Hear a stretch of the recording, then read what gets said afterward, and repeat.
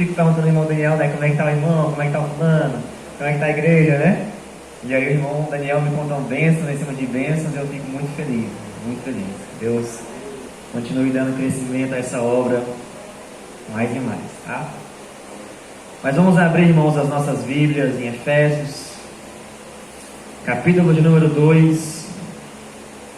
Vamos ler a partir do 13 ao 19. Efésios 2, versículo 13 ao 19. Louvado seja o nome do Senhor.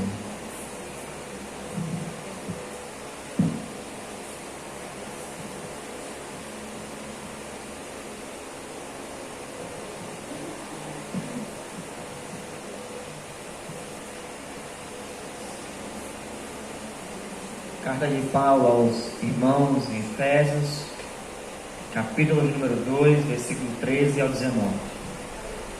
Essa mensagem que eu vou trazer nessa noite, irmãos, eu já ministrei em um culto lá na congregação do Santa Fé, e eu senti muito de Deus também compartilhar com os irmãos essa mensagem nessa noite. Efésios capítulo 2, vamos ler a partir do verso de número 13 ao 19. Diz assim: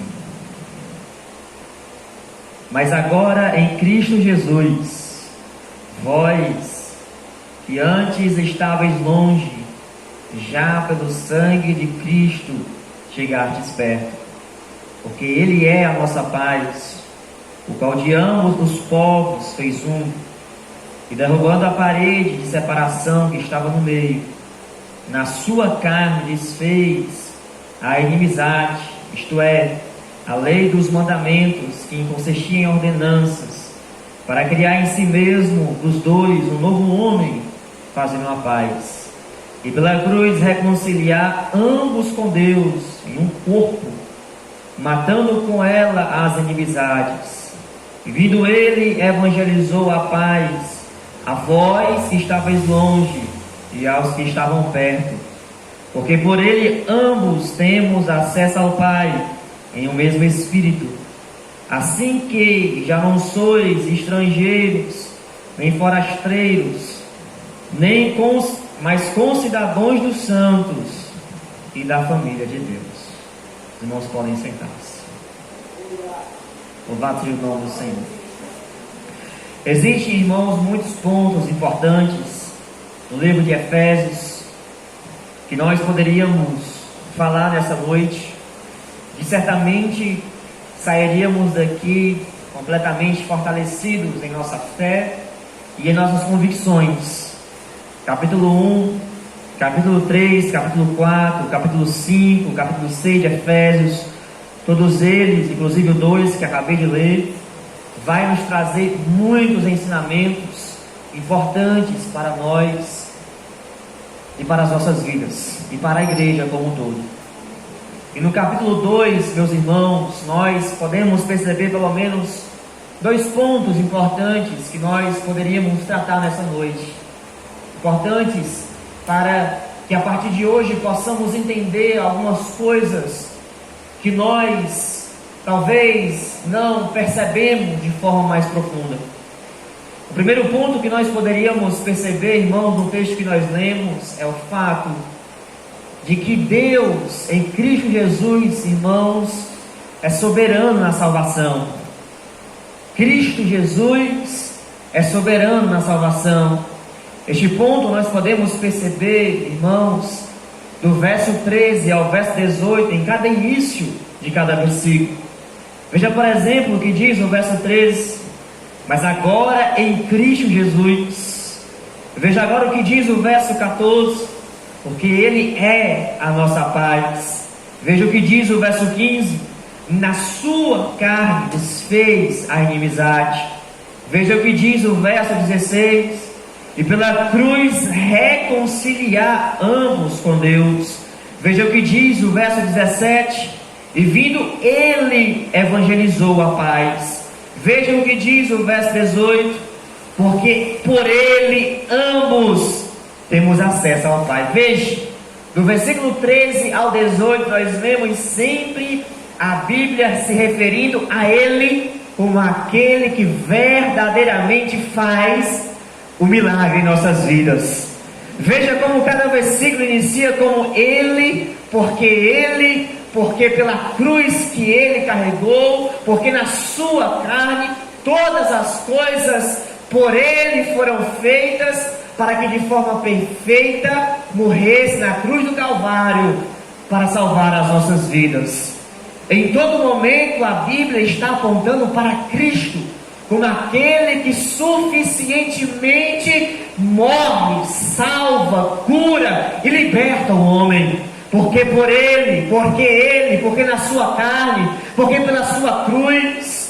Em todos os versos, irmãos, está enfatizado o fato de Cristo ser soberano na salvação, de Cristo ser aquele que opera de forma poderosa sobre as nossas vidas, sobre aquilo que na cruz Ele fez por nós, soberanamente, porque por Ele e porque para Ele são todas as coisas, diz Paulo em uma de suas cartas.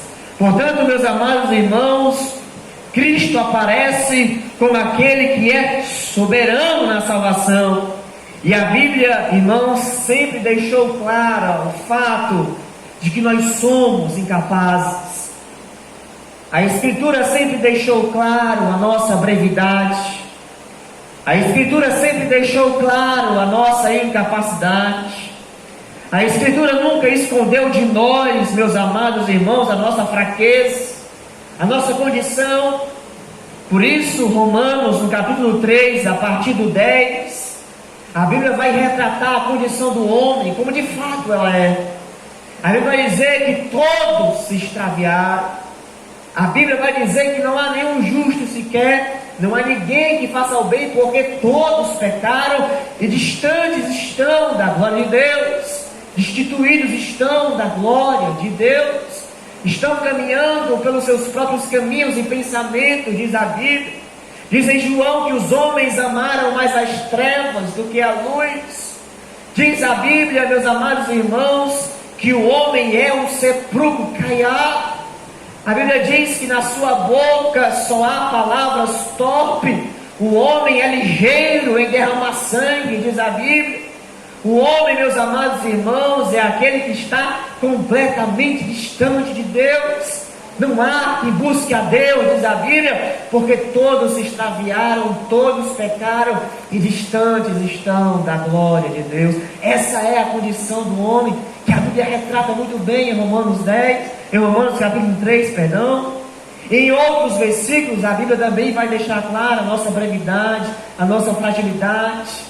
Não há, meus amados irmãos, nada nas Escrituras em que possamos encontrar algo de bom em nós mesmos, por nós mesmos, não há. Toda a Bíblia revela a nossa incapacidade, revela o quão pequenos somos, o quão miseráveis somos, sem a presença dEle, sem a graça, sem a intervenção dEle. E é diante desta condição, meus amados irmãos, é diante da revelação da palavra, é diante dessa tremenda revelação da nossa condição, que Ele é soberano na salvação, que Ele é suficiente na salvação, que Ele é aquele que perfeitamente nos salva. Porque veja o que nós tínhamos para oferecer, o que nós tínhamos para dar em troca, o que nós tínhamos para dar a Ele, para que Ele pudesse fazer alguma coisa por nós. O que poderíamos, meus amados irmãos, dar a Ele para que Ele pudesse nos retribuir? Nada. Porque a Bíblia diz que todos pecaram, todos se extraviaram, estavam distantes da glória de Deus. É por isso que Ele é soberano na salvação. É porque nós não podemos nada, é porque nós não damos nada, é Ele quem nos dá todas as coisas, é porque não é nós que vamos até Ele, é Ele quem vem até nós. É porque não é nós que estamos doando a Ele, é Ele quem nos presenteia com a sua graça e misericórdia. Isto é soberania de Cristo na salvação, irmãos. Isto é Ele soberanamente nos salvando. Todas as possibilidades para que o homem se volte para Ele, é Ele mesmo quem dá para nós. Você só está aqui porque Ele possibilitou esta oportunidade. Você só ouviu a palavra porque Ele possibilitou esta graça. Você só está adorando e glorificando o seu nome porque foi Ele quem lhe abriu a porta do céu para isso. Veja, Deus é soberano porque todas as possibilidades das quais fizeram nós estarmos aqui nessa noite foi Ele quem fez. Aleluia. Você e eu estávamos desgarrados, estávamos como ovelhas sem pastor, mas Ele é aquele que foi ao nosso encontro como um bom pastor para nos redimir dos nossos pecados, lavar as nossas feridas, nos carregar em seus ombros e nos dar uma nova vida. Aleluia, soberanamente, irmãos. É isso que Efésios está dizendo. Porque na sua carne, porque na sua cruz, porque por Ele ambos temos paz com Deus, porque por Ele todos nós fomos feitos um só povo. É Cristo indo, é Cristo voltando, é Cristo subindo, é Cristo descendo, é Cristo vindo, é Cristo fazendo todas as coisas por nós. Em Efésios 2, no versículo de número 8 diz: porque pela graça sois salvos, por meio da fé, e isto não vem de vós, é dom de Deus, presente de Deus, não vem das obras, para que ninguém se glorie. Tanto graça como fé apontam para Cristo. Em João, no capítulo de número 1, versículo 14, ele vai dizer que o Verbo se fez carne e habitou entre nós, e vimos a sua glória como a glória do unigênito do Pai, cheio de graça e de verdade. Que graça é essa que nos salva, irmão? Que graça é essa que nos tira do lamaçal do pecado? É a graça do Cristo da cruz, é a graça do Verbo que se fez carne, porque diz João que foi com graça que Ele se revelou, com favor imerecido, nos dando o dom de Deus, a salvação através do seu sacrifício. Tudo é graça de Deus na nossa vida, irmão. Veja, isto não vem de vós, é dom de Deus. Isto aqui é a graça que está, meus amados irmãos, derramada em nossas vidas, por aquilo que Ele se revelou enquanto esteve aqui, por aquilo que Ele fez na sua carne enquanto pisou nessa terra, e pela vitória sobre a morte na cruz do Calvário. Graça sobre graça, irmãos. Nós estamos abençoados com a graça do Verbo que se fez carne. O seu favor por nós foi gracioso, foi benevolente. Efésios está dizendo que pela graça nós somos salvos, pela revelação do Verbo, por aquele que tinha todas as coisas, mas decidiu se esvaziar de sua glória para habitar entre os homens. Graça, irmão, sobre graça. Eu e você não fazemos nada acontecer, a graça. Eu e você não somos capazes de nada, é a graça. Você não vai e não volta sem a graça. Você não louva e nem prega sem a graça. Aleluia. Você não ora sem a graça. Você não vai para o trabalho sem a graça, porque pela graça nós somos salvos. Aleluia. Você só está aqui pela graça, meu amado irmão, não esqueça disso. Não se sinta o menor de todos, mas se sinta como aquele que está diante dos pés do Todo-Poderoso. Não se diminua, não se inferiorize. Saiba que tudo é graça. Você não, por você mesmo não pode, mas saiba que o Todo-Poderoso é aquele que enche a tua boca da sua palavra. Porque graça sobre graça. Disse ele: não temeis o que haveis de falar, porque o Espírito Santo vos dará a palavra. Não temas, ó pequeno rebanho, disse Jesus. No mundo tereis aflições, mas tende bom ânimo, eu venci. Graça. Ainda que sejamos infiéis, Ele permanece fiel. O que é isso, pregador? É graça. É graça. Mas ele diz: por meio da fé, e isto não vem de vós, é dom de Deus. Romanos capítulo de número 10, versículo de número 9 diz que se confessarmos a Cristo com a nossa boca e em nosso coração crermos que Cristo ressuscitou dentre os mortos, seremos salvos. Se em teu coração, se com tua boca confessares e em teu coração creres que Jesus ressuscitou dos mortos, serás salvos. Fé no Cristo que venceu a morte. Fé no Cristo que venceu todas as coisas na cruz do Calvário. Fé naquele, meus amados irmãos, que ao terceiro dia ressuscitou. Tanto graça como fé estão apontando para o Cristo da cruz. É por isso que Ele é soberano, porque graça e fé estão apontando para Ele. Graça e fé vêm dEle. Todas as coisas são dEle e para Ele, e por isso estamos aqui nessa noite. Aleluia!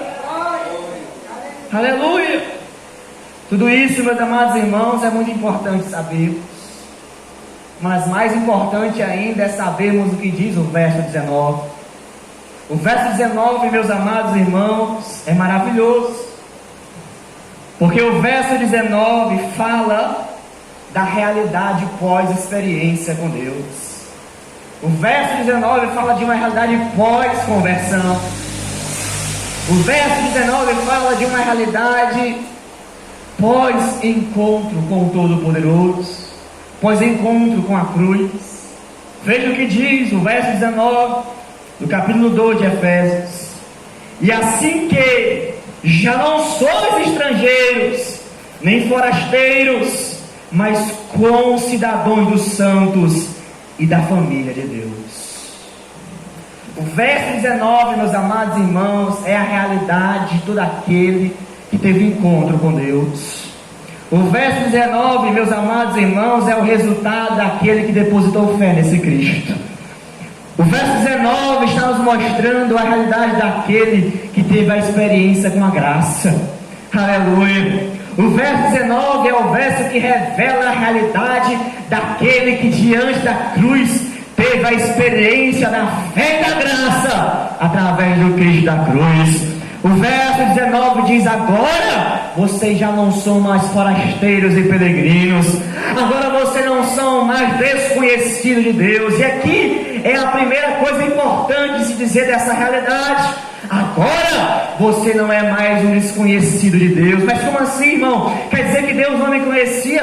Claro que conhecia. Deus sabe onde você mora, Deus sabe quantos fios de cabelo tem na sua cabeça, Deus sabe o seu deitar, o seu levantar, Deus sabe o começo e o fim dos teus dias, Deus sabe todas as coisas. Isso é um fato. A Bíblia está deixando claro isso em todas e em muitas passagens dela. Mas o ser conhecido por Deus aqui, meus amados irmãos, não é de informação, é de condição. Antes, filhos das trevas, agora filhos da luz. Antes, filhos da desobediência, mas agora filho do Todo-Poderoso. Antes, escravos, mas agora livres. Antes, meus amados irmãos, andamos segundo o curso desse mundo, mas agora andamos rumo à cidade celestial, rumo à carreira que nos foi proposta para a coroa da vida. Aleluia! Antes eu era assim, mas agora com Jesus eu sou de outra maneira. Antes eu estava perdido, mas agora eu fui achado. Isso é o verso 19. Aleluia! Estava morto, mas agora eles têm vida. Estava cego, mas agora eu vejo. Estava paralítico, não conseguia andar para Ele, mas agora todos os dias eu entro no Santo dos Santos, diante do trono da graça, para orar e clamar ao Todo-Poderoso. Aleluia! Você agora é conhecido de Deus como filho. Você agora em seu espírito clama: Abba, Paizinho. O Espírito Santo de Deus testifica no teu espírito que tu é filho. Por isso nenhuma soma de sofrimento irá tirar isso de você, porque quem testifica em você é o Deus Espírito. E se Deus testifica em você, não há demônio, não há homem, não há pensamento, não há seta que vai tirar isso da tua vida, do teu coração. A certeza de que você é filho, a certeza de que você agora não está mais segundo o curso desse mundo, mas que agora você está andando para o céu. E agora você tem um novo rumo, o rumo da cidade celestial. Agora você não é mais um peregrino para Deus. Agora você não é mais um forasteiro para Deus, mas agora se cumpre em você a palavra de um dos apóstolos, agora eu me esqueci, quando diz: vós sois peregrinos e forasteiros em terras alheias. Para este mundo agora vocês são peregrinos, forasteiros, desconhecidos, mas para mim não. Para mim vocês não são mais forasteiros e peregrinos, vocês são concidadãos do céu e da família de Deus. Aleluia. E essa segunda coisa, irmãos, também é muito maravilhosa. Como cidadãos dos céus e da família de Deus. Deus tem uma família. Que coisa linda de imaginar, né, irmãos? Deus tem uma família. E que família é essa, pregador? É você. Sou eu. Somos nós, irmãos em Cristo Jesus. Essa família está aqui nessa noite. Essa família se reúne dominicalmente, às segundas-feiras, às terças, às vezes às quartas. Essa família está nas ruas pregando a palavra do Deus vivo. Essa família ama uns aos outros. Essa família se compadece uns dos outros. Essa família carrega consigo aquilo que o seu mestre ensinou, que o seu pai lhe disse para fazer, para falar e para agir. Você e eu somos, meus amados irmãos, a família de Deus. E dentro dessa realidade de família, de amigos, de irmãos, Deus estabelece duas coisas importantes para fortalecer os nossos laços de amor. E a primeira delas é a ceia do Senhor. Veja o que diz lá em 1 Coríntios, capítulo número 11, o famoso texto que nós usamos para celebrar a ceia do Senhor. 1 Coríntios, capítulo 11, versículo 23 diz assim: porque eu recebi do Senhor que também vos ensinei, que o Senhor Jesus, na noite em que foi traído, tomou o pão, e tendo dado graças, o partiu e disse: tomai e comei, isto é o meu corpo que é partido por vós, fazei isto em memória de mim. Semelhantemente também, depois de cear, tomou o cálice, dizendo: este cálice é o novo testamento do meu sangue, fazei isto todas as vezes que beberdes em memória de mim. Porque todas as vezes que comerdes este pão e beberdes este cálice, anunciais a morte do Senhor até que venha. A primeira coisa que eu gostaria de falar nessa noite sobre aquilo que Deus nos dá para que os nossos laços sejam mais fortes, para que a nossa vida seja mais profunda em família, é esta: a ceia do Senhor. É interessante que a ceia começa falando dos seus elementos: o pão, que representa o corpo de Jesus; o vinho, que representa o sangue derramado na cruz. É interessante que tanto o sangue como o corpo de Jesus estão profetizados no Antigo Testamento. Em Isaías capítulo 53, versículo 5 fala que ele foi moído por causa das nossas transgressões, e diz que pelas suas pisaduras nós fomos sarados. Pisaduras no original quer dizer manchas marcadas por pancadas, manchas criadas por pancadas. Cristo em seu corpo sofreu o esbofetear dos soldados, sofreu o cuspe dos seus algozes, sofreu, meus amados irmãos, os chicotes dos romanos. Em seu corpo, meus amados irmãos, Cristo padeceu pelos nossos pecados. Ele foi moído, diz a Bíblia, porque no seu corpo ele recebeu o pagamento pelos nossos pecados.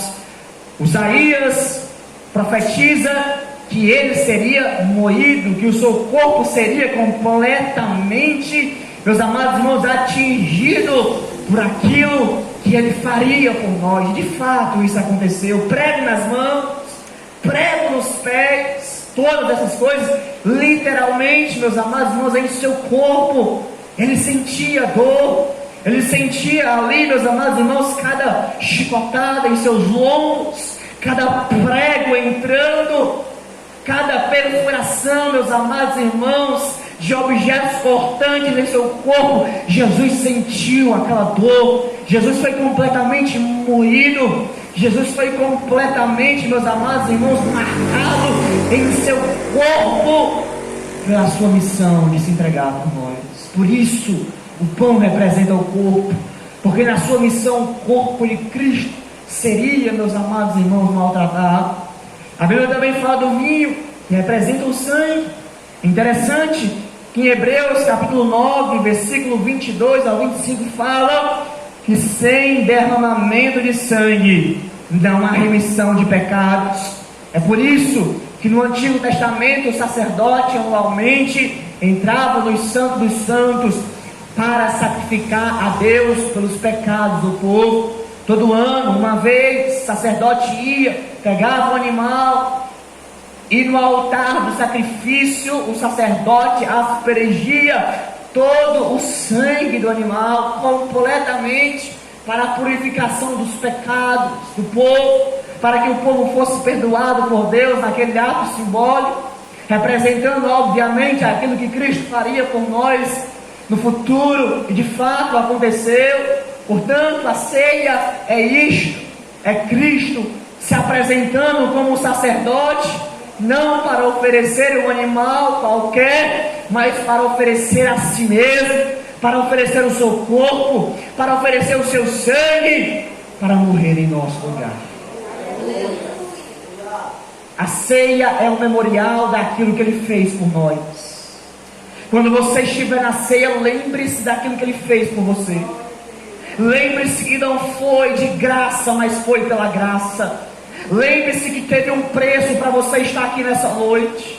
Lembre-se que não adianta a altivez, o orgulho e a soberba no coração, porque tudo foi Ele quem fez na cruz do Calvário, através do seu corpo, através do seu sangue. Foi Ele que nos deu essa possibilidade, foi Ele que nos deu esta honra de estar aqui, foi Ele que nos deu esta graça de podermos adorar o seu nome, foi Ele que nos deu a oportunidade de sermos irmãos, de sermos amigos, de sermos companheiros de sofrimento e obra, de chorarmos juntos, de padecer juntos. Chorai com os que choram, alegrai com os que se alegram, cantai com os que cantam. Lembrar do sacrifício, é lembrar que somos família, irmãos, é lembrar que todos nós fomos resgatados pelo mesmo sangue, pela mesma cruz, pelo mesmo Cristo, uma só fé, um só batismo, um só Deus. Aleluia. Você não está só, você não está sozinho nesta vida. Você tem irmãos, você tem amigos, você tem uma família.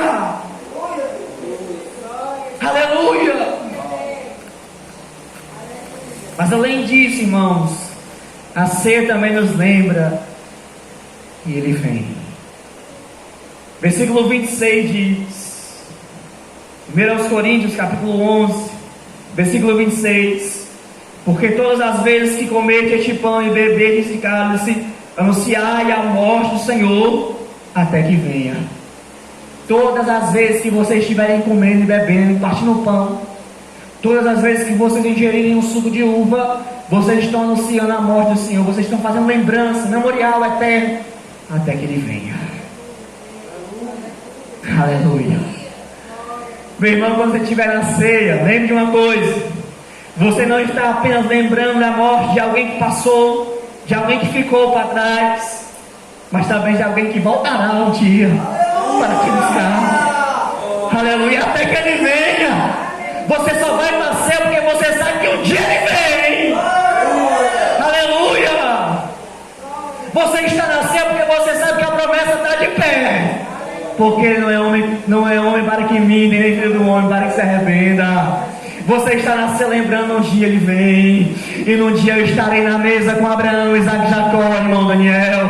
Um dia eu estarei na mesa com ele, com você. Um dia eu estarei na mesa com todos os santos reunidos de todos os cantos da terra, para celebrar a grande ceia, o grande banquete. E isto me faz estar feliz. Aleluia! Ele vem, irmãos. A ceia é quando nos reunimos para lembrar também que aquele que há de vir virá e não tardará. Para lembrar que o clamor da igreja continua o mesmo: Maranata, Maranata, ora vem, Senhor Jesus. Aleluia. O arrebatamento implica, meus amados irmãos, muitas coisas. Uma delas é a ausência de sofrimento. Quando formos arrebatados daqui, nós receberemos um novo corpo incorruptível. Não sentiremos dor, tristeza, não choraremos mais, nenhuma doença nos alcançará. Estaremos perfeitamente perfeitos com Ele na glória. Mas isso é fichinha, porque a maior glória do arrebatamento, meus amados irmãos, é o fato de estarmos para sempre com o nosso Senhor. É por isso que diz lá em 1 Tessalonicenses que o céu vai se rasgar, nos encontraremos com Ele nas nuvens, para estar para sempre com o Senhor. O arrebatamento é maravilhoso, não porque receberemos um novo corpo, mas porque estaremos para sempre com o Senhor. Tem coisa mais boa do que a presença? Não tem. Me diga uma coisa mais boa do que a presença do Eterno. Me diga uma coisa mais maravilhosa do que Ele está com você e você com Ele. Me diga se há alguma coisa melhor, irmão Hilton. Me diga se há. Não há, irmão. É por isso que vai ser maravilhoso, porque vai ser você e Ele e você eternamente no céu das luzes, em adoração contínua, em louvor eterno. Aleluia. A presença dele supera todas as coisas, irmão. Aleluia. Supera a depressão, supera a dor, supera a doença, supera a angústia, supera tudo. Cear é isso, irmão. Lembre disso, cear é isso. A ceia é o memorial eterno daquele que veio e daquele que virá. Aleluia. Eu vou dizer uma coisa, irmãos: a ceia só faz sentido porque ele veio e morreu. E se parasse por aqui, ainda não estaria completo, porque a promessa é que ele voltará. A ceia só faz sentido porque ele veio, morreu e ressuscitou, e um dia voltará. Aleluia.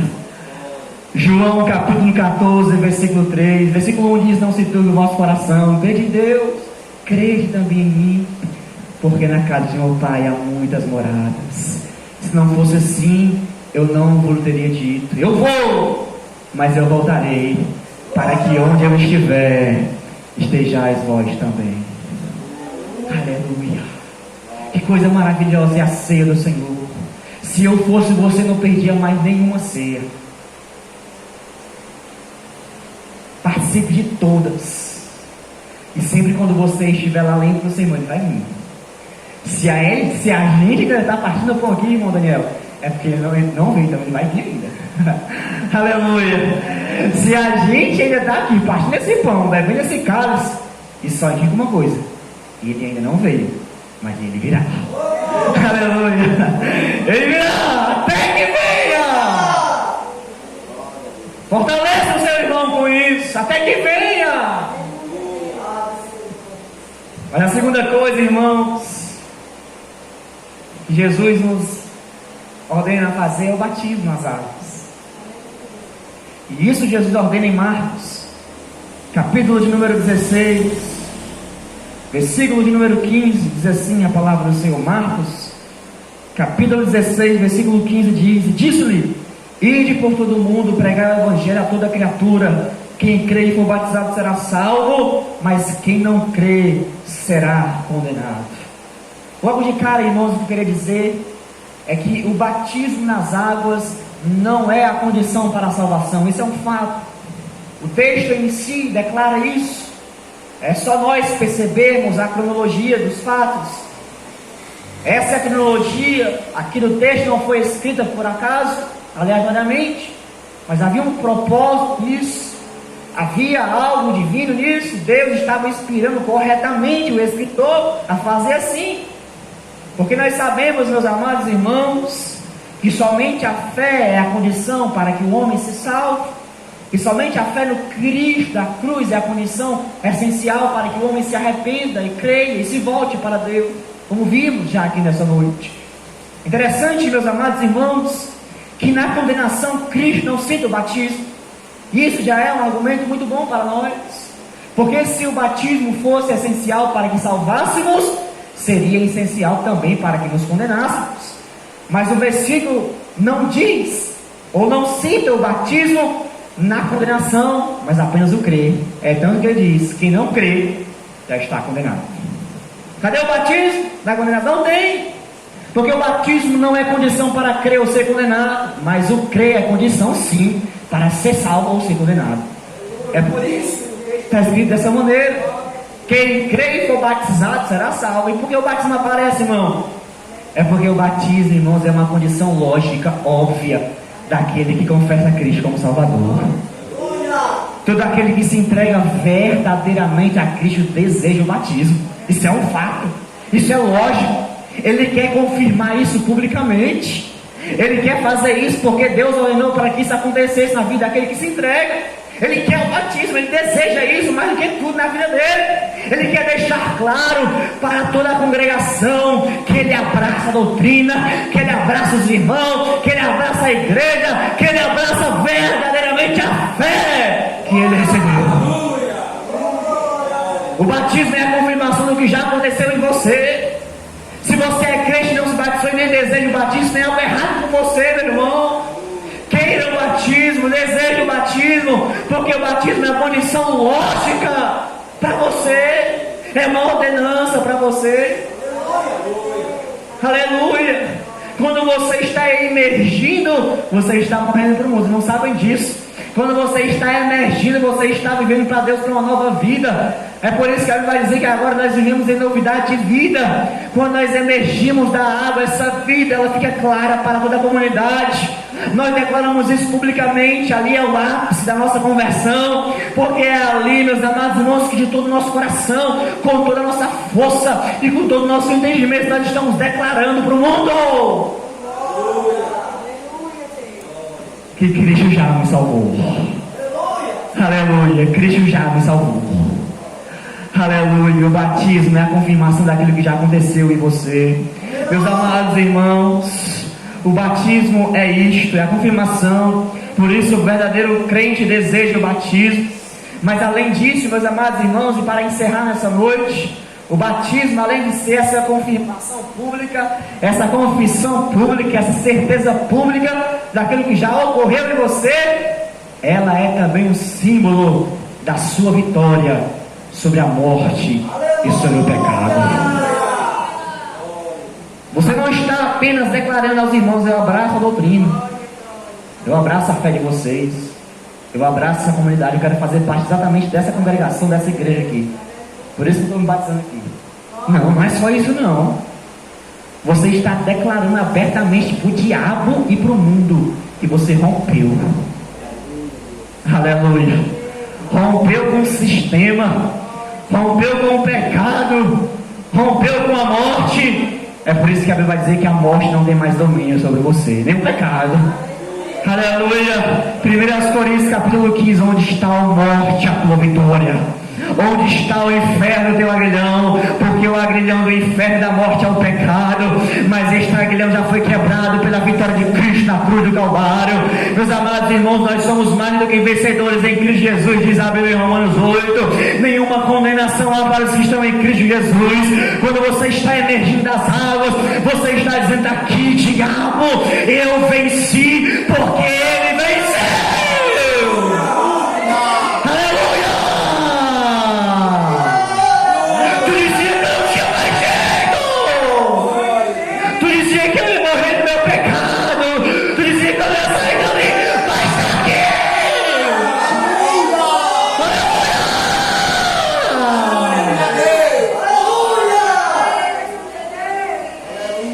Aleluia! Aleluia! Aleluia! Aleluia! Aleluia!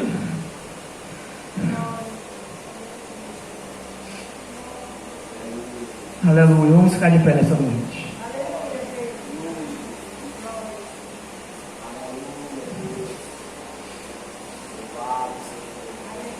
Tu disse que eu não tinha amigo, diabo. Irmão Daniel, está aqui a irmã Edna. Tu disse que eu estava só no mundo, mas está aqui a família de Deus. Agora, diga alguma coisa.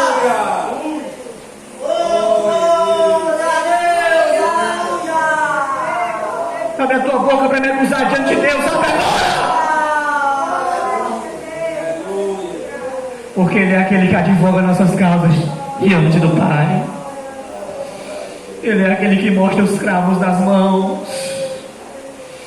Ele é aquele que mostra o sinal da vitória, irmãos. Quando o diabo vai te acusar, Ele está lá por você e por mim. É por isso que eu não deixo esse Jesus por nada, irmão. Eu posso errar, eu posso perder, nem que Ele me aceite só como servo, como disse o filho pródigo. É por isso que eu amo todos vocês, irmãos. É por isso que nós nos amamos. Porque nós somos uma família, a família de Deus. Senhor, eu estava morto, mas o Senhor me deu vida. Eu estava perdido, Senhor, em minhas emoções, perdido em meus vícios. Eu estava perdido, Senhor, em mim mesmo. Mas o Senhor me fez. O Senhor me fez andar em retos caminhos. O Senhor me achou no caminho. E me juntou a essa família. Meu Deus, obrigado. Obrigado por tudo isso, Senhor. Eu não tenho palavras para agradecer.